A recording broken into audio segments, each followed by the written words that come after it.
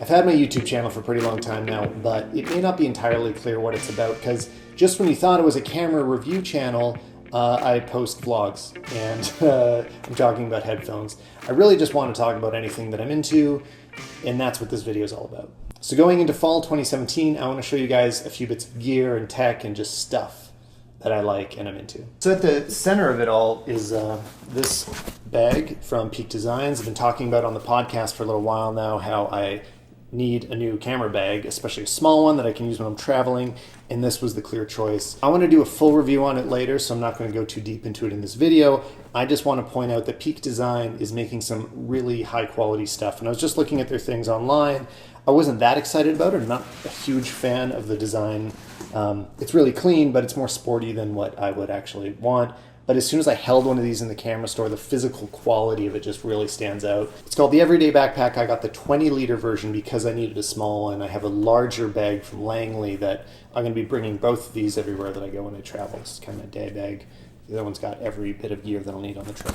And you can't deny that this is just a really well-designed and thought-out camera bag with a lot of really smart details. Again, watch for review. I'll show you all of them later. So if we open it up, we'll find the other things I wanted to show you. So I'm going to start with some follow-up on my AirPod review. I talked about these a few months ago, and I've got a lot of questions about it since, and people just kind of wanting to know, do I still love them? Because now it's been a long time, and yes. I want to double down on saying these are amazing. I don't use any other headphones or earphones that I have anymore. This is like my go-to for everything.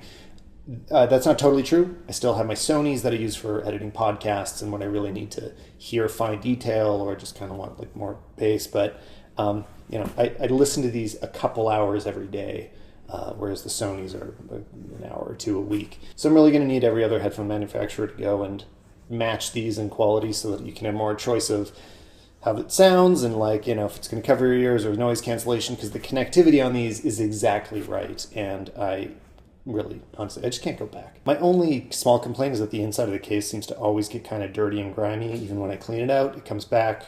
I guess I just need cleaner pockets. Another recent purchase is the Glif, which is a small iPhone holder, and I had the first version of this years ago. It's by Studio Neat, and they've been making these for, it's got to be a decade. But the other ones were much more simple. These are like spring-loaded to accommodate any different size of phone that you've got, and it's just a clamp with a bunch of screw mounts for tripods or stabilizers, so you can put it on whatever you want, or it allows you to bounce your phone upright a bit more easily. I haven't put it to a lot of use yet, but I know that it's well made. I trust the manufacturer, and it's clearly a good product. I'd already bought one by Joby a while ago, and the spring-loaded mechanism in there did not hold onto my iPhone. Like, the important thing here is that there is a lock, so that it's not just based on the tension of the spring. It actually can be firmly held in place when it's wrapping around the phone. Another small one I want to review in more depth soon is the Peak Design strap, which is for the camera that I'm using right now, so I can't even show you how it works. But I love the way that it's built. Great design. I'll talk about it more later, but again, go check out Peak Design. They make some awesome stuff. And finally, this bit of gear isn't like news to anybody, but I really love my Nintendo Switch. So I just want to talk about it for a few seconds because I never talk about video games on this channel. I spent a lot of time playing video games as a young person. Final Fantasy VII is where I really got hooked on games. And I still remember the impact of Zelda 64, however many years ago that was, that it was just the perfect game. So I've definitely been enjoying Zelda Breath of the Wild a lot. It's still kind of the only game I really put time into on this. The surprising thing is when we bought it, my wife Anya really couldn't care less about games or the system.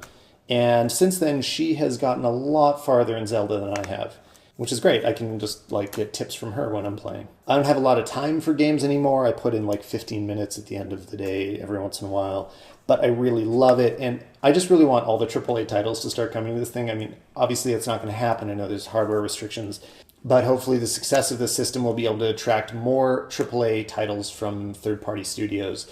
I want to see some really great games on here. There's a lot of small games or remakes of games that I've already played in the past. I got Mario Kart. I played it a little bit, but I feel like I've played so much Mario Kart in my life. I want some more new original titles, some new original IPs, not just the standard Nintendo stuff that I already know is going to be good.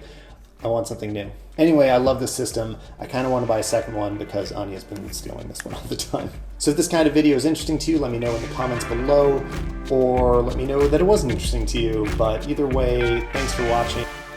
Oh, and if you're into photography, you should be listening to my podcast where I go more in depth on photography stuff and is linked below.